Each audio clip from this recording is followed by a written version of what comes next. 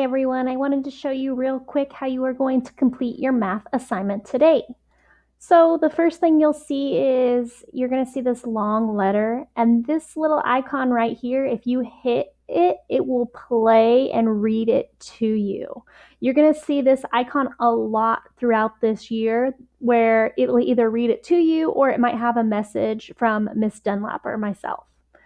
As you go, you'll see that it's got a chart here that you guys are going to start crossing stuff off to find out your answer.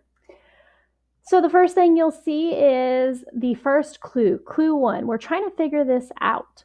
But you'll notice you can't click on this. So what you're going to have to do is you're going to have to insert a text box in order to work with this.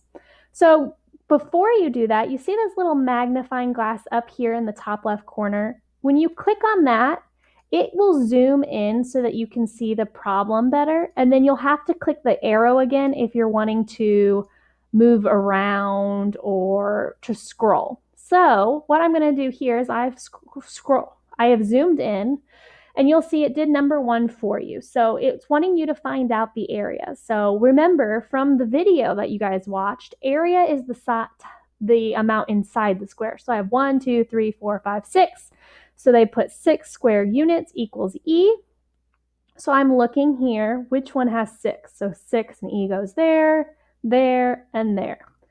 So let's do this one together. So the area equals blank square units. In order to put my answer, I have to take a text box. So text box was right here next to the arrow. I click on it and see when it's highlighted that orange color, and I'm going to insert a text box like that. And you'll see my little cursor is showing where it's blinking. That means I can type there now.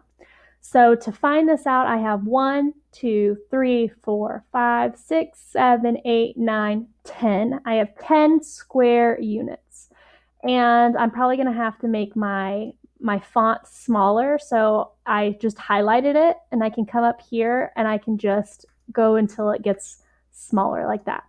So now my answer is there and I have 10 square units. So I look through here looking for 10 square units. I can type this in a couple of different ways. So I can either just copy, Control C, Control V the text box, or I can grab a new text box. In this case, I grabbed a new text box from up here. I highlighted it, and then I'm just going to put my L wherever I see a 10. So in this case, I only see 1, so I'm just going to leave my L, and now it's there. And I can go on to my next problems. I grab my text box, I place it there, so highlights orange. After I solve my problem, I can type it in, and then I will use up here to decrease my font.